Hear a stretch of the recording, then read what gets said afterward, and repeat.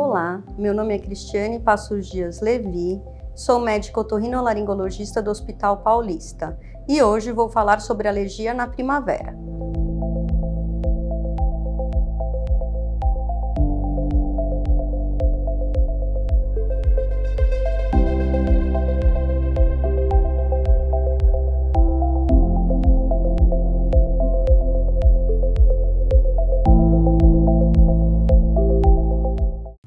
Nessa época do ano, a alergia mais comum é chamada polinose, também conhecida como febre do feno ou alergia ao pólen.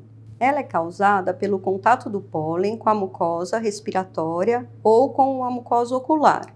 E os principais sintomas são vermelhidão nos olhos, coceira e lacrimejamento, que são característicos. Além disso, o paciente pode ter sintomas nasais, como coriza, espirro e coceira no nariz. Pode ou não estar acompanhado de obstrução. Em 15 a 20% dos casos, pode aparecer sintomas pulmonares, como chiado no peito e falta de ar. Sim, as alergias de primavera podem ser prevenidas evitando contato com os alérgenos, que é um pouco difícil, mas a pessoa pode evitar cortar a grama, fazer trabalhos como jardinagem, evitar ir para o campo nessa época do ano sempre que possível. Se for andar de motocicleta ou bicicleta, sempre usar óculos e máscaras. E nos dias de polinização importante, que tem mais pólens no ar, fechar as casas para os pólens não entrarem nos ambientes domésticos.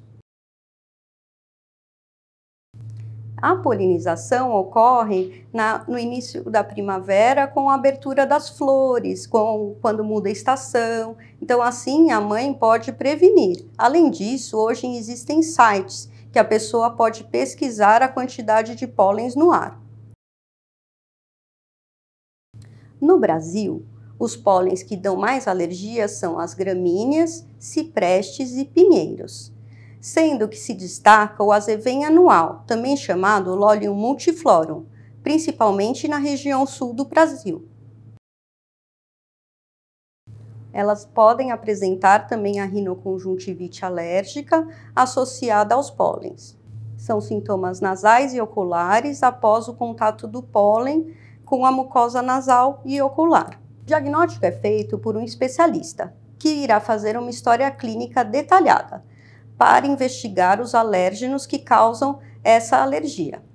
Como, por exemplo, se o paciente refere que quando vai ao campo ele piora, sente os mesmos sintomas na mesma época do ano, que é na época de polinização, ele começa a suspeitar de alergia ao pólen.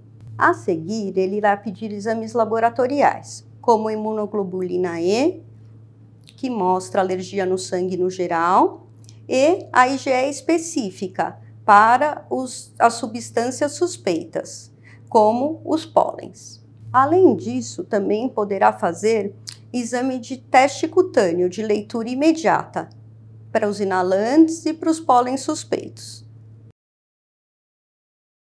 Para a pessoa ter alergia ao pólen, ela tem que ter um antecedente familiar, ou seja, uma predisposição genética, que poderá dar um tipo de alergia, que é denominada hipersensibilidade do tipo 1.